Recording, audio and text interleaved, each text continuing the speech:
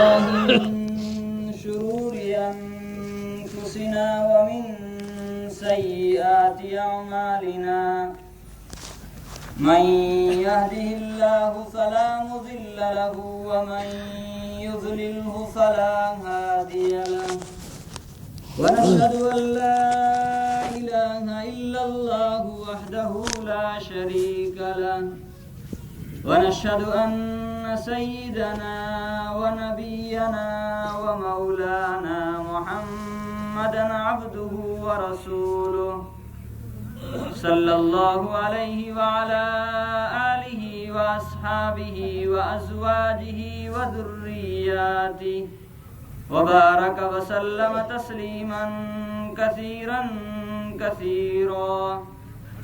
أما بعد فقد قال الله تبارك وتعالى في القرآن المجيد: أعوذ بالله من الشيطان الرجيم.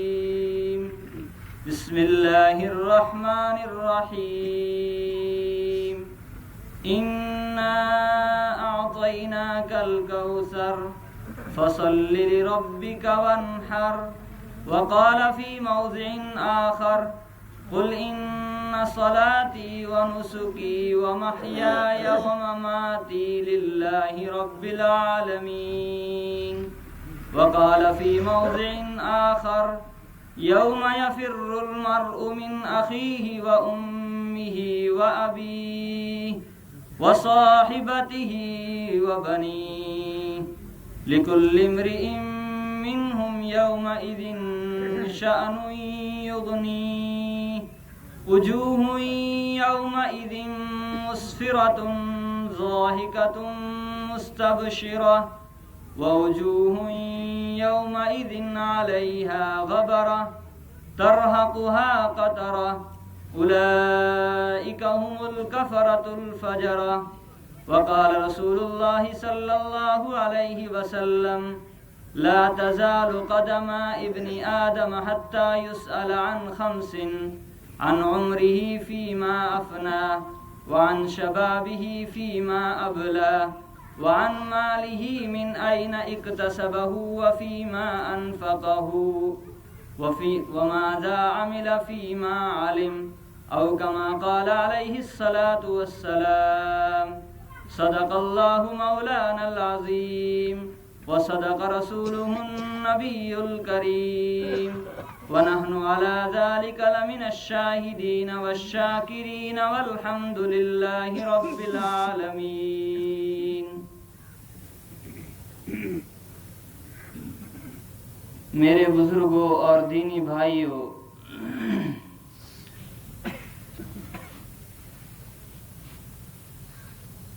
عید الفطر کے موقع پر میں نے آپ حضرات کے سامنے یہ بیان کیا تھا، یہ عرض کیا تھا کہ جس طرح ہر کاروبار کا، ہر کام کا ایک سیزن اور ایک موسم ہوتا ہے، کھیتی کرنے والوں کا ایک موسم ہوتا ہے، ویپار کرنے والوں کا ایک موسم ہوتا ہے، ایک سیزن ہوتی ہے، اسی طرح میں نے بتلایا تھا کہ اللہ تبارک و تعالی نے مسلمانوں کے لیے رمضان المبارک کا مہینہ جیسے ہی شروع ہوتا ہے، بلکہ رمضان المبارک سے پہلے جو مہینہ ہے اس مہینے کے اندر ہی نیکیوں کا موسم اور نیکیوں کا سیزن شروع ہو جاتا ہے۔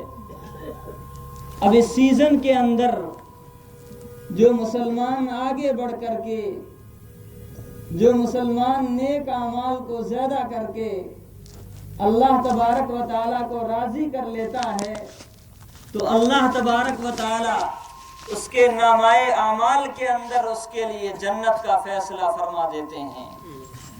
کوئی بھی موسم ہو، کوئی بھی سیزن ہو، انسان یہ چاہتا ہے کہ میرا دوسرا نقصان ہو جائے، میرا دوسرا ٹوٹا اور خسارہ ہو جائے، لیکن اس سیزن جو آیا ہے، یہ موسم جو آیا ہے، اس سیزن اور اس موسم کے اندر جو مجھے نفع حاصل ہونے والا ہے وہ کہیں فوت نہ ہو جائے، انسان اس بات کی ہمیشہ فکر کرتا ہے۔ تو اللہ تبارک و تعالیٰ نے مسلمانوں کے لیے بھی رمضان المبارک سے لے کر کے اس 10 ذی الحجہ کی تاریخ تک، اس حج والے مہینے کی 10 تاریخ تک اللہ تبارک و تعالیٰ نے یہ نیکیوں کا اور نیک اعمال کا سیزن بنایا ہے۔ اللہ تبارک و تعالیٰ نے نیکیوں کا اور نیک اعمال کا موسم بنایا ہے۔ رمضان المبارک کے مہینے کے اندر جناب نبی کریم صلی اللہ علیہ وسلم نے بیان فرمایا تھا کہ جو آدمی ایک نفل عبادت کرتا ہے رمضان کے اندر، اللہ اس کو فرض کے برابر ثواب عنایت فرماتے ہیں، اور جو مسلمان فرض ادا کرتا ہے اللہ تبارک و تعالیٰ اس کو 70 گنا ثواب زیادہ عنایت فرماتے ہیں۔ تو یہ نیکیوں کا موسم رمضان المبارک سے لے کر کے یہ حج کا جو مہینہ ہے، اس حج کے مہینے تک جاری رہتا ہے۔ رمضان المبارک کا مہینہ ختم ہوتے ہی حج کا موسم شروع ہو جاتا ہے۔ جیسے ہی یکم شوال ہوتی ہے تو جناب نبی کریم صلی اللہ علیہ وسلم نے مسلمانوں کے لیے جائز قرار دیا ہے کہ اگر تم بیت اللہ کی زیارت کے لیے جانا چاہتے ہو تو یکم شوال سے تمہارے لیے احرام باندھنا جائز ہے۔ جب یکم شوال سے احرام باندھنے کو اللہ تبارک و تعالیٰ نے اور جناب نبی کریم صلی اللہ علیہ وسلم نے جائز قرار دیا تو اس کا مطلب یہ ہوا کہ اب رمضان کے بعد حج کا موسم اور حج کا سیزن شروع ہو گیا۔ اور پھر ایک فضیلت اور بتائی تھی کہ رمضان مبارک کے مہینے میں روزے رکھ لیے۔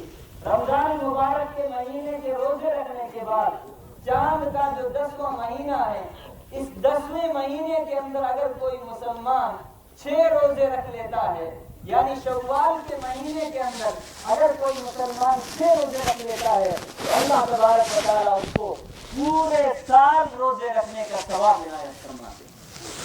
عید کے بعد، عید الفطر کے بعد اگر 10ویں مہینے کے اندر 6 روزے رکھ لیے جائیں، چاہے لگاتار رکھے جائیں، 10ویں مہینے کے اندر رکھنا ضروری ہے۔ اگر اس مہینے کے اندر 6 روزے رکھ لیے تو اللہ تبارک و تعالیٰ اس مسلمان کو پورے سال روزہ رکھنے کا ثواب عنایت فرماتے ہیں۔ اور یہی نہیں، جب یہ حج کا 10واں مہینہ شروع ہوتا ہے تو نبی علیہ الصلوۃ والسلام نے بیان فرمایا اس مہینے کے جو یہ پہلے 10 دن ہیں، پہلا جو عشرہ ہے، اس عشرے کی اللہ تبارک و تعالیٰ نے بڑی فضیلت رکھی ہے۔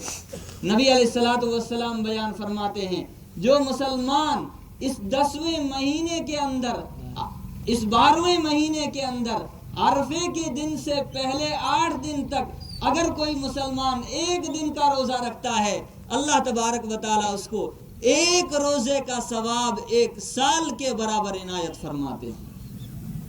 اگر اس 12ویں مہینے کے 8ویں تاریخ تک 1 روزہ رکھا جائے، اللہ تبارک و تعالیٰ اس کو 1 روزے کا بدلہ 1 سال کے برابر دیتا ہے۔ اور اگر کوئی عرفے کے دن روزہ رکھتا ہے تو جناب نبی کریم صلی اللہ علیہ وسلم نے بیان فرمایا اللہ تبارک و تعالیٰ اس کے پچھلے 1 سال کے چھوٹے گناہوں کو بھی معاف فرما دیتا ہے، اور آئندہ 1 سال کے چھوٹے گناہوں کو بھی اللہ تبارک و تعالیٰ معاف فرما دیتا ہے۔ چھوٹے گناہوں کی قید اس لیے لگائی گئی ہے کہ بڑے گناہ بغیر توبہ کے معافی نہیں ہوتے ہیں۔ اگر کسی انسان کے ذمے، کسی مسلمان کے ذمے گناہ کبیرہ ہے، اللہ اپنے فضل سے، اپنے کرم سے بخش دے تو اس کی بخشش کی بات ہے، ورنہ گناہ کبیرہ کا اصول یہ ہے کہ جب تک مسلمان توبہ نہ کرے اللہ تبارک و تعالیٰ اس کے گناہوں کو معاف نہیں کرتا ہے۔ اور ایک عجیب و غریب، جناب نبی کریم صلی اللہ علیہ وسلم نے ایک عجیب و غریب حکم اور بیان فرمایا ہے کہ اے مسلمانوں، جب تم اس 12ویں مہینے کا چاند دیکھ لو اور تمہارے قربانی کرنے کا ارادہ ہے تو تم جب تک قربانی نہ کر لو اپنے بالوں کو اور اپنے ناخنوں کو مت کاٹو۔ جب تک قربانی نہ کر لو تب تک اپنے بالوں کو اور اپنے ناخنوں کو مت کاٹو۔ کیا مطلب؟ یہ تو ہمارے سمجھ میں آنے والی بات نہیں ہے۔ قربانی ہم کرتے ہیں اور اللہ تبارک و تعالیٰ اور اللہ کے رسول صلی اللہ علیہ وسلم ہمیں یہ فرما رہے ہیں کہ تمہارے لیے بالوں کو اور تمہارے لیے ناخنوں کو تمہیں نہیں کاٹنا چاہیے۔ یہ حکم کیوں بیان فرمایا؟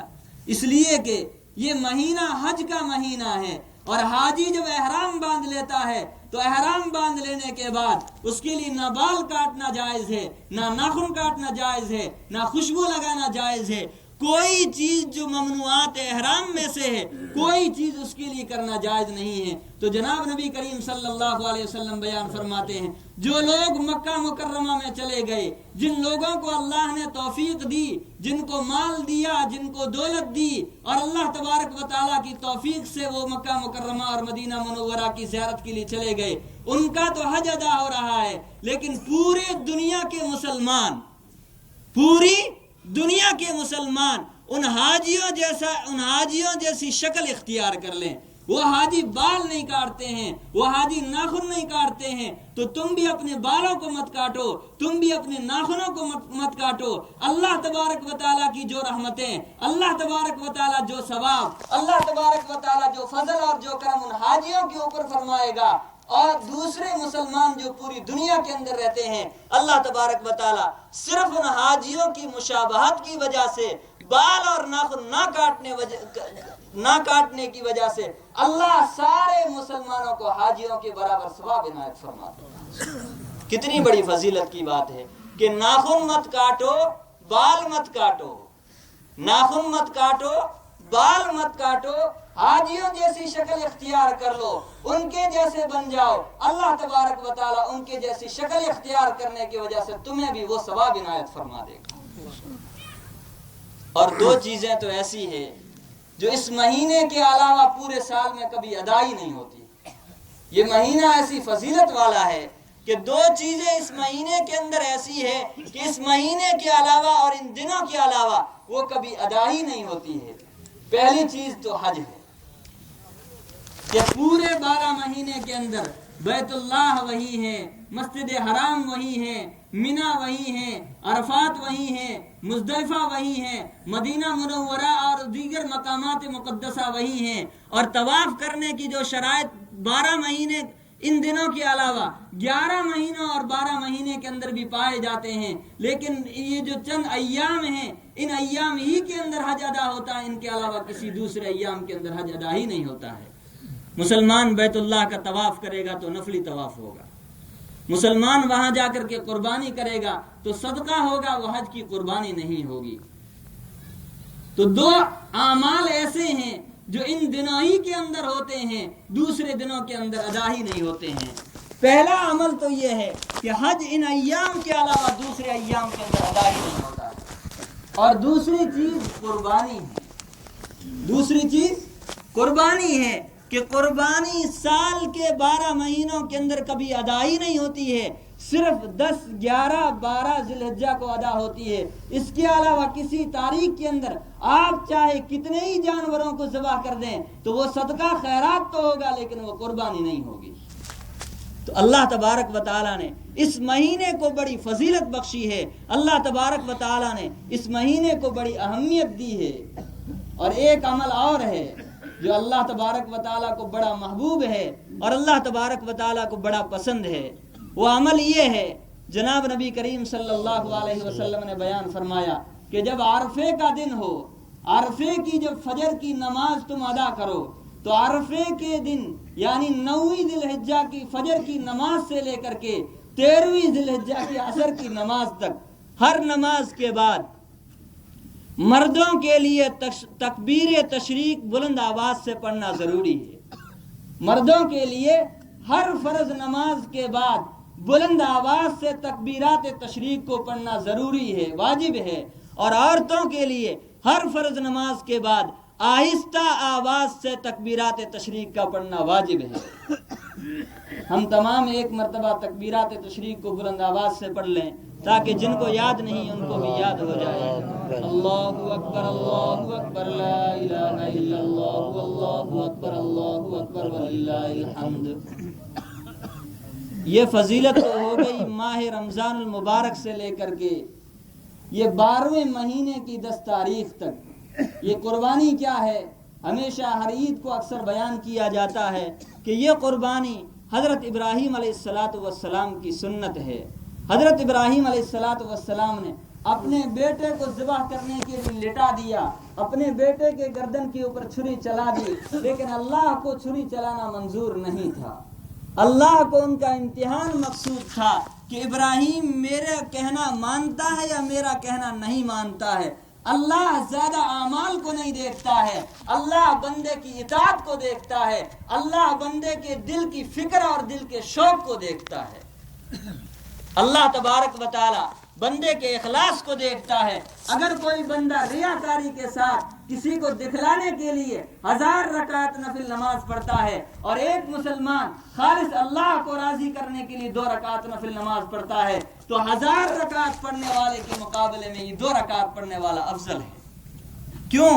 اس کا یہ عمل صرف اللہ کے لیے ہے، اور جو عمل اللہ کے لیے ہوتا ہے وہی عمل مقبول ہوتا ہے، اس کے علاوہ کوئی عمل چاہے کتنا ہی بڑا کر لیا جائے اللہ کے یہاں مقبول نہیں ہوتا ہے۔ تو ابراہیم علیہ السلام کے ذریعے اسماعیل علیہ السلام کو ذبح کروانا مقصود نہیں تھا، وہ تو ذبح کی ایک شکل دکھلائی تھی کہ میں دیکھ رہا ہوں کہ میں تجھے ذبح کر رہا ہوں۔ ابراہیم علیہ السلام کو یہ نہیں دکھلایا کہ میں نے تجھے ذبح کر دیا۔ ابراہیم علیہ السلام نے اپنی پوری تیاری کر لی، ذبح کرنے کے لیے لٹا دیا۔ اللہ کو ذبح کروانا منظور نہیں تھا، حضرت ابراہیم علیہ السلام کو ایک مینڈا دے کر کے جنت سے بھیج دیا کہ اسماعیل علیہ السلام کی جگہ اس کو ذبح کر دیا جائے اور رہتی دنیا تک کے لیے ابراہیم علیہ السلام کی اس سنت کو باقی رکھ دیا جائے۔ آپ جانتے ہیں حج کیا ہے؟ حج انبیاء، حج کچھ رسولوں کی اداؤں کا نام ہے۔ حج کچھ انبیاء اور کچھ رسولوں کی اداؤں کا نام ہے۔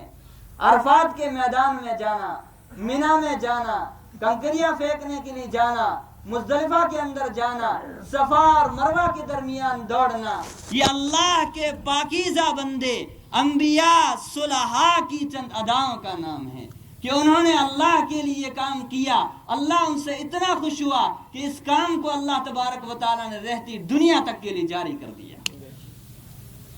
اس کے بعد اس لیے ہمیں ان چیزوں کا خاص طور سے خیال رکھنا چاہیے۔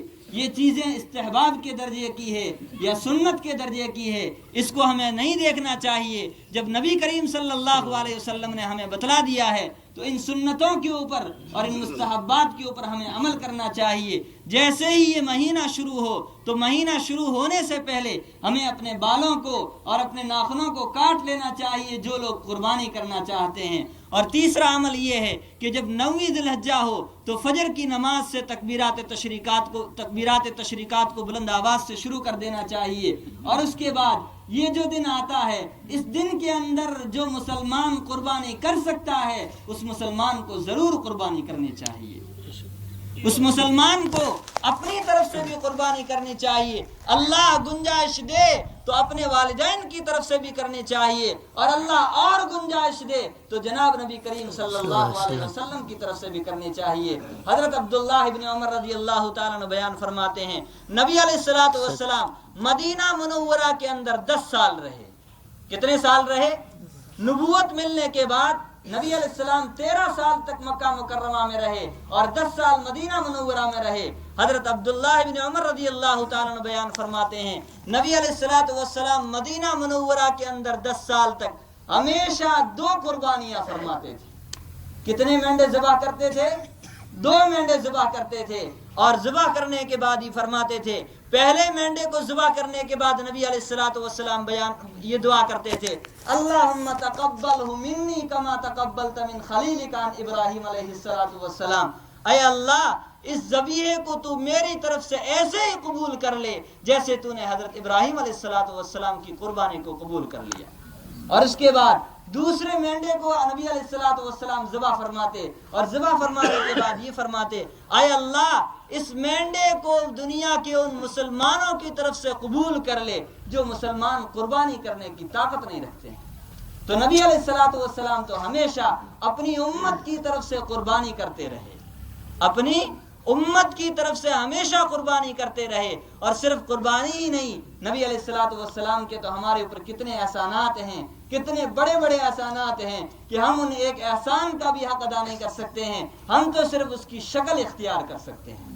اس لیے اللہ جس مسلمان کو گنجائش دے وہ مسلمان اپنی طرف سے ضرور قربانی کرے، اپنے والدین کی طرف سے بھی قربانی کرے اور نبی علیہ السلام کی طرف سے بھی قربانی کرے۔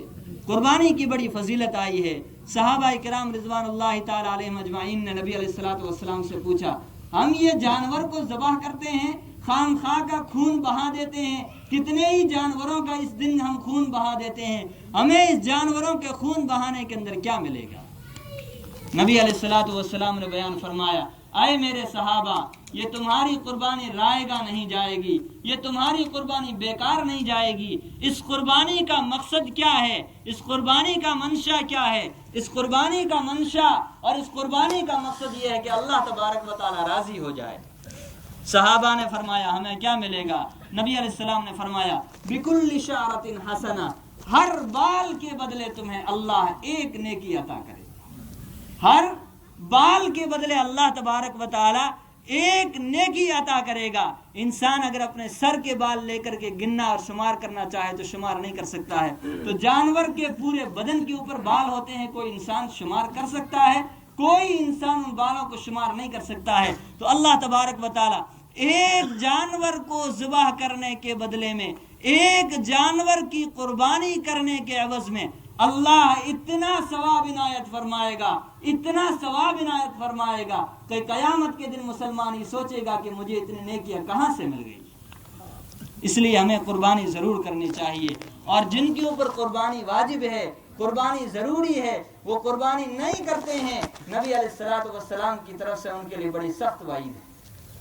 نبی علیہ الصلوۃ والسلام کی طرف سے ان کے لیے بڑی سخت وعید ہے۔ آپ علیہ الصلوۃ والسلام نے بیان فرمایا، من وجد ساعۃ فلم یضحی فلا یقربن مصلانا، من وجد ساعۃ، جو مسلمان قربانی کرنے کی گنجائش رکھتا ہے، جو مسلمان قربانی کرنے کی گنجائش رکھتا ہے، اور گنجائش رکھنے کے باوجود، مال ہونے کے باوجود، گنجائش ہونے کے باوجود اگر قربانی نہیں کرتا ہے، نبی علیہ الصلوۃ والسلام فرما رہے، اے مسلمان خبردار ہو جا، تجھے ہماری عیدگاہ میں آنے کی اجازت نہیں، تجھے عید الاضحیٰ کے لیے ہماری عیدگاہ کے قریب آنے کی اجازت نہیں ہے۔ تو جب سنت ابراہیم کو زندہ نہیں کرتا ہے تو یہاں پر آ کر کے میرا تو کیا شکر ادا کرے گا؟ عید الاضحیٰ کے بعد قربانی اسی نماز کا شکریہ ہے، ہم اس نماز کا شکریہ ادا نہیں کرتے ہیں، تو نبی علیہ الصلوۃ والسلام بیان فرماتے فلا یقربن مصلانا، ایسا مسلمان ہمارے عیدگاہ کے قریب بھی نہ آئے۔ اور ایک مسئلہ اور بتاتا چلوں، ہمارے یہاں ایک عام رواج ہے، ایک عام طریقہ ہے کہ گھر کے اندر مرد قربانی کرتا ہے، اگر عورت کے اوپر قربانی واجب ہے عورت قربانی نہیں کرتی، مرد قربانی کرتا ہے، عورت کے اوپر اگر قربانی واجب ہے اس کے باوجود اگر عورت قربانی نہیں کرتی ہے تو عورت گنہگار ہے۔ اگر عورت کے پاس اتنا سونا ہے، اتنے زیورات ہیں کہ جس کی وجہ سے اس کے اوپر قربانی واجب ہوتی ہے، اگر گھر کے اندر ایک فرد ادا کر لے تو قربانی تو سب کی طرف سے ادا ہو جاتی ہے، لیکن اگر عورت کے اوپر قربانی واجب ہے اور اس کے باوجود بھی عورت قربانی نہیں کرتی ہے تو ایسی عورت گنہگار ہوگی۔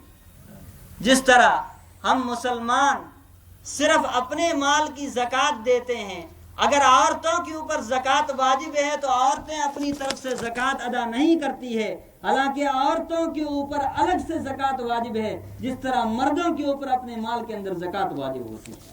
اس لیے ان مسائل کو خوب یاد رکھنا چاہیے، دونوں مسئلوں کو، زکوٰۃ کا مسئلہ ہو، حج کا مسئلہ ہو، قربانی کا مسئلہ ہو، تمام جگہ مسئلہ یہی ہے کہ جس طرح مرد اگر مستطیع ہے، مرد اگر بااستطاعت ہے، مرد اگر گنجائش رکھتا ہے، اسی کے ساتھ اگر عورت بھی گنجائش رکھتی ہے، اگر حج کی عورت طاقت رکھتی ہے تو عورت کے اوپر حج بھی فرض ہے، اگر عورت قربانی کی طاقت رکھتی ہے، اتنی گنجائش ہے تو قربانی بھی اس کے اوپر واجب ہے، اور اگر عورت کے پاس اتنے زیورات ہیں یا دوسرے روپے مال و دولت ہیں تو جس طرح مرد کے اوپر زکوٰۃ واجب ہوتی ہے اسی طرح عورت کے اوپر بھی زکوٰۃ واجب ہوتی ہے۔ اگر مرد ادا کر دے تو ٹھیک ہے، اور اگر مرد عورت کی طرف سے زکوٰۃ ادا نہیں کرتا ہے تو عورت کی طرف الگ سے زکوٰۃ واجب ہے۔ اس لیے ان مسائل کو اچھی طرح یاد رکھنا چاہیے۔ یہ بات تو ہو گئی فضائل کے متعلق کہ رمضان المبارک سے لے کر کے 10 ذی الحجہ تک یہ نیکیوں کی سیزن کا مہینہ ہے۔ پہلے رمضان المبارک کا مہینہ تھا، اس کے بعد 1 شوال سے لے کر کے 10 ذی الحجہ تک حج کا موسم شروع ہو گیا۔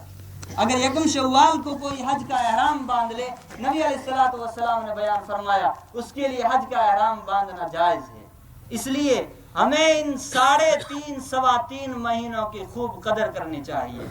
जिस तरह हम रमजान मुबारक के अंदर नेक अमाल करते हैं, इसी तरह हमें इन महीनों के अंदर और इन दिनों के अंदर भी खुसूसी तौर पर नेक अमाल करना चाहिए।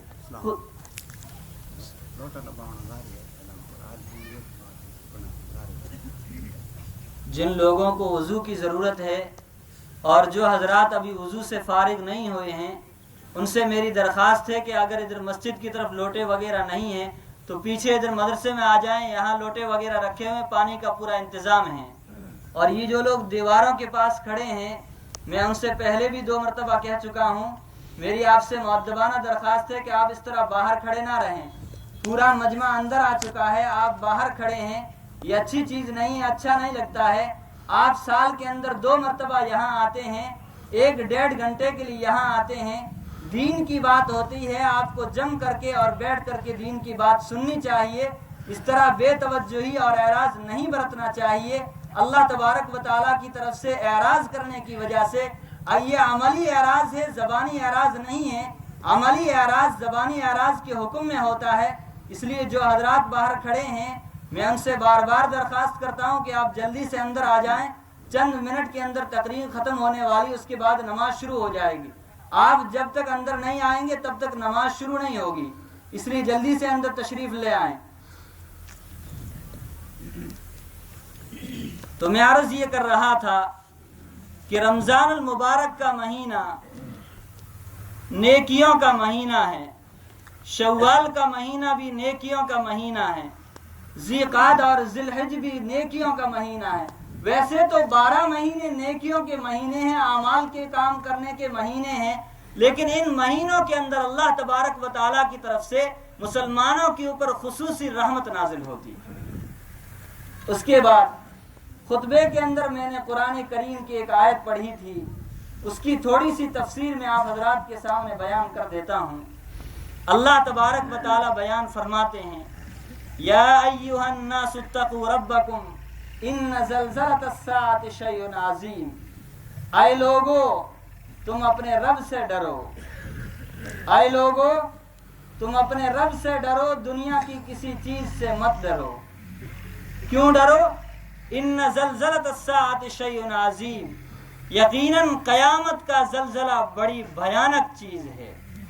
कयामत का ज़लज़ला बड़ी भयानक चीज है। जब कयामत आएगी तो दुनिया लरज़ उठेगी, नीचे की चीज ऊपर हो जाएगी, ऊपर की चीज नीचे हो जाएगी। आगे अल्लाह तबारक व तआला कयामत का जब दिन आएगा तो उस दिन इंसानों की क्या हालत होगी, अल्लाह तबारक व तआला ने उसकी थोड़ी सी मंजर कशी की है।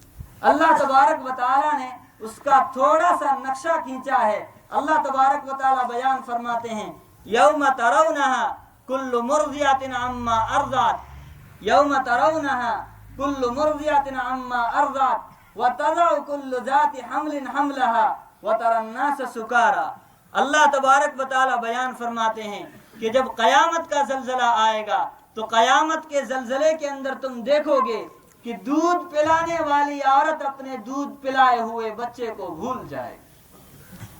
अगर कोई औरत अपने छोटे बच्चे को दूध पिला रही होगी और कयामत का ज़लज़ला उसके ऊपर तारी हो जाएगा तो उस औरत की यह हालत हो जाएगी कि वो अपने बच्चे को भी भूल जाएगी और उसको ये याद ही नहीं रहेगी कि ये मेरा बच्चा है और मैं इसको दूध पिला रही थी।